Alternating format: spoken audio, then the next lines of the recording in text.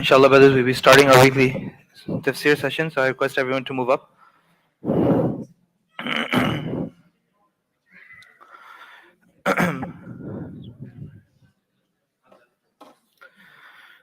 بسم الله الرحمن الرحيم الحمد لله رب العالمين حمدا كثيرا طيبا مباركا فيه مباركا عليه كما يحب ربنا ويرضى جل جلاله وعم نواله والصلاة والسلام على سيد الحبيب المصطفى وعلى آله وأصحابه نجوم الهدى قادة التقى أما بعد رب اشرح لي صدري ويسر لي أمري واحلل عقدة من لساني يفقه قولي اللهم صل على سيدنا ونبينا ومولانا محمد النبي الأمي وعلى آله وأصحابه وصحبه وبارك وسلم تسليما كثيرا كثيرا اللهم انفعنا بما علمتنا وعلمنا ما ينفعنا. Alhamdulillah, in our previous session we discussed the statement of Musa alayhi salatu wasalam, and we had a brief intro as to what took place between Musa alayhi salatu wasalam and the youngster or the attendant that he had who was assisting him on this journey that he had taken. And we also discussed a little bit as to why Musa alayhi salatu wasalam took this journey and why what caused him and what was the leading reason for him to go and travel to Majma' al-Bahrain, as we discussed, the place where the two seas meet.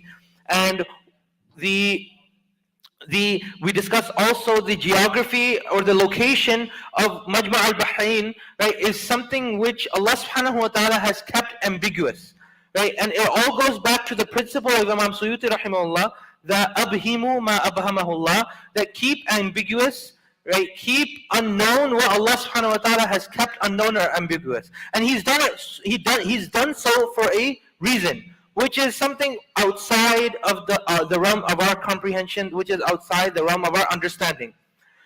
So where did this meeting happen between Musa alayhi salatu wasalam and this individual, right? And about whom we'll be discussing today.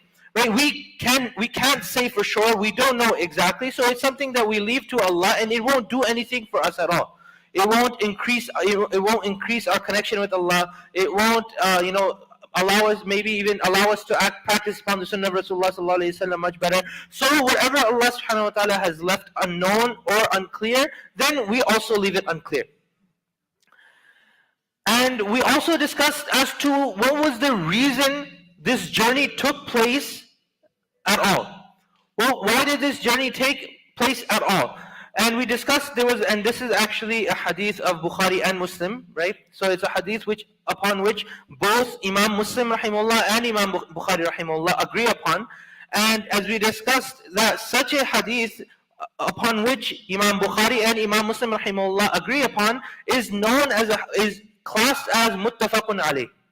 Is a hadith which is classed as muttafaqun alayh, otherwise translating to agreed upon, right? The hadith being agreed upon, right? It is a consensus of the two sheikhs of hadith, shaykhain of hadith. So both of them agree upon this narration, and this narration goes, and this is a paraphrase of it, and it's a very lengthy and a very detailed incident of what took place. And inshallah, that is the exact incident which we will be discussing today. That once when delivering a sermon or delivering a talk to his community or his congregation or his nation, Musa alayhi salatu wasalam was asked that amongst you, or who is the most knowledgeable of all? Musa alayhi salatu wasalam during the congregation, right, was asked the question that who has the most knowledge? So Musa alayhi salatu wasalam at the time, when he thought and he contemplated, he could not think of anyone who has more knowledge than himself. He could not think of anyone who has more knowledge than himself. So Allah subhanahu wa ta'ala in this beautiful manner, and in his infinite wisdom and cosmic reasoning, wanted to show Musa alayhi salatu wasalam right, that true knowledge should be attributed back to Allah subhanahu wa ta'ala. Or all knowledge, right, should be attributed back to Allah subhanahu wa ta'ala. That no matter what, no matter how high a person can ascend, no matter how high or lofty his status can be, his ultimate knowledge belongs to Allah subhanahu wa ta'ala and Allah subhanahu wa ta'ala alone. So to show and take Musa alayhi salatu wasalam, Allah subhanahu wa ta'ala divinely revealed to him that there is a person who has more knowledge than you. Right? He divinely related a message to him that there is an individual, a person who has more knowledge than you. And here is the place where you will meet him, follow these certain instructions, and when you follow my instructions, then you will end up meeting him in that certain place. So Musa alayhi salatu wasalam, right, of course, it was a command of Allah subhanahu wa ta'ala to fulfill that command. He set out to fulfill the command of Allah azza wa jal. And Allah subhanahu wa ta'ala gave him very specific instructions that take a fish, right? Take a fish in a bag or in some type of vessel, and when you take that fish to that, once you lose that fish, that will be the same place, or that will be the location where you will meet this individual who has more knowledge than you. So Musa alayhi salatu wasalam set out on this journey with his he set out on this journey with his attendant in service, Yusha bin Nun, right? After he had embarked on this journey, Musa alayhi salatu wasalam and the person who was with him, Yusha bin Nun, right? To call him a servant would not be it would not give him as due respect, because ultimately, right, he was a servant to a prophet of Allah subhanahu wa ta'ala. So that's why we'll call him his attendant, right? So the attendant of Musa alayhi salatu wasalam, along with Musa alayhi salatu wasalam himself, they stopped to rest on their journey. And when they stopped to rest, both of them fell asleep leaning against a rock. And there was some extraordinary event that took place at that very moment. While Musa ﷺ was still sleeping, his attendant, he saw that fish that they had brought along in their journey made its way in a very miraculous and extraordinary manner, came back to life, right? Came back to life and made its way to the sea, right? Right? It made its way into the فَاتَّخَذَ سَبِيلَهُ فِي الْبَحْرِ سَرَبًا. That somehow, right, wiggling its way across from the vessel, right, and it made its way to the sea. So this, event took place in front of the eyes of Yusha bin Nun. But Musa ﷺ was still sleeping, right, and it slipped his mind to actually go and relate the story to Musa ﷺ. So Yusha bin Nun, if he forgot about it, and when Musa ﷺ woke up once again, they woke up, they went on, and they continued their journey. After traveling for a little while, and Imam Bukhari, in the hadith is mentioned that they traveled for almost another day and another night. So they traveled, a pretty long time after this extraordinary event took place. Imam Muslim, after Musa alayhi salatu wasalam, the first time in the entire journey, he started to feel some fatigue. He started to feel a little bit hungry. He started to feel some type of, tiredness, right? And Yusha bin Nun, at that time, this was the first time Musa alayhi salatu wasalam ever told his attendant that go grab some food for us so we can eat. Prior to this, the entire time, they did not stop to eat. The only time they stopped, that one time to rest, right? But the entire time, when it came to being tired from the journey, when it came to being when it came to being fatigued from the journey, didn't feel any of it. So at that time, Yusha bin Nun remembered as to what happened, right? He remembered as to what took place in the extraordinary event that took place with that fish that Allah subhanahu wa ta'ala had told them to take along with them.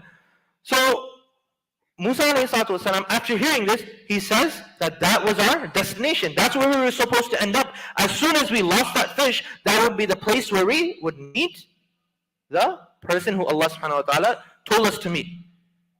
So they turned back and they went the same route that they came. They went back that route, right? And they went and found a person who was laying down with a cloth from his head, with a cloth that was pulled over his head and was covering his feet. So he was completely covered with the cloth. And Musa alayhi salatu wasalam, in whatever manner they would say salam at the time, right? He said assalamu alaikum to him, right? And the person, upon hearing this, he said that, where in the world does this salam come from? Because this person, right, who Musa alayhi salatu wasalam and his attendant in service approached, he was in the middle of nowhere. So he inquired, from whom is this salam coming from? Who's saying salam to me? So Musa alayhi salatu wasalam, he replied, he said, I am Musa. And the person replied, he said, Musa from Bani Israel? Musa of Bani Israel? He confirmed, yes, I am Musa from Bani Israel. I have come here to ask you to teach me the knowledge that Allah subhanahu wa ta'ala has given to you specially. Khidr alayhi salatu wasalam, now of course, upon meeting him, they were introduced to one another. So the individual who Musa alayhi salatu wasalam met was Khidr alayhi salatu wasalam. So Khidr alayhi salatu wasalam answered to Musa alayhi salatu wasalam's request by saying that you will not be able to bear patience with me in the knowledge that I have. The knowledge that I have, you will not have patience with it. Because Allah subhanahu wa ta'ala has given you knowledge that I don't have, and He's given me knowledge that you don't have. You have a certain specific type of knowledge that I don't have in my heart or in my mind. And at the same time, Allah subhanahu wa ta'ala has given me knowledge that you don't have. So Musa alayhi salatu wasalam said that if Allah subhanahu wa ta'ala wills, you will find me patient. Right? You will find me patient. I shall not disobey you in any of your orders. So Khidr alayhi salatu wasalam said that fine, he accepted his request. He said, fine, you can travel with me, right? You can come with me, but condition is that you're not allowed to ask any questions until I inform you first. You can travel with me, no problem. You can come with me, but the condition is that you cannot ask me any questions until I explain to you as to why I did what I did. Right? Then, ask all the questions you like, or, you're not allowed to ask anything prior to me explaining it to you. So, after having said this, they started walking by the shore. Right? They started walking along the seashore. Along the seashore, they came across a boat, right? Upon negotiation of the inhabitants or the crew members of the boat, after realizing who was the person negotiating, they realized it was Khidr alayhi salatu wasalam. They said that no, come for free. They didn't even charge him 1 cent or 1 penny or anything to come and ride along with them and to take him to his destination. Upon entering the ship, upon entering the boat or whatever vessel it was, upon entering it, Khidr alayhi salatu wasalam, with the help of an axe, tore apart one of the planks of the ship. And upon seeing this, Musa alayhi salatu wasalam said, hey, what are you doing? Right? What are you doing? They so kindly took us in their ship free of charge. And the first thing you do is, after entering into their ship, into their quarters, you tear it apart. You're going to sink us all. Then Khidr alayhi salatu wasalam said, going back to his condition. He said, didn't I say you wouldn't have any patience with me?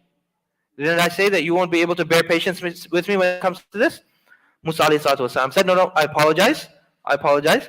And he offered his excuse by saying, I had forgotten about the condition.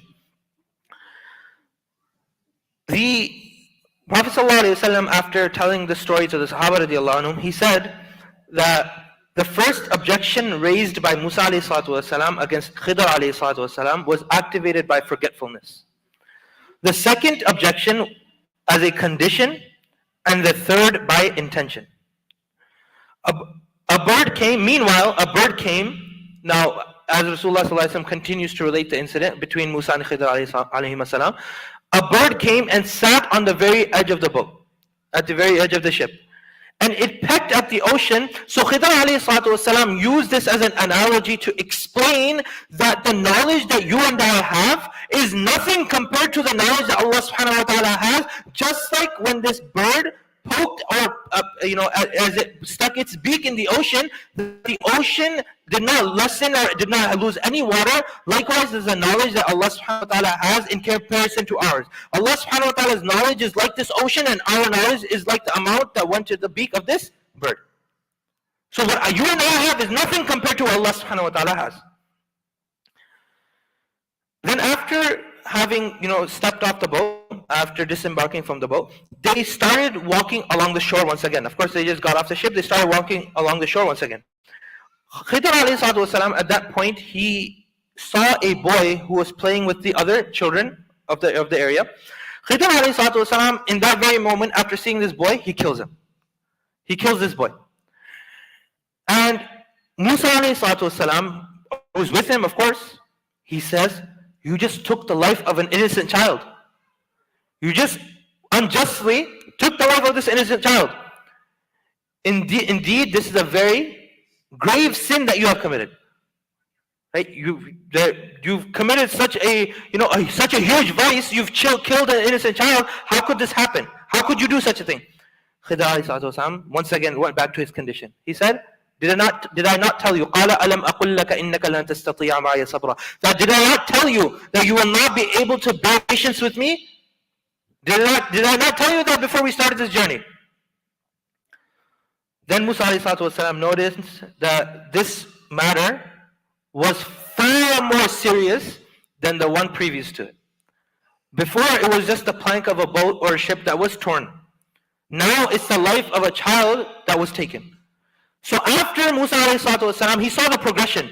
He said that if I ask you any question after this,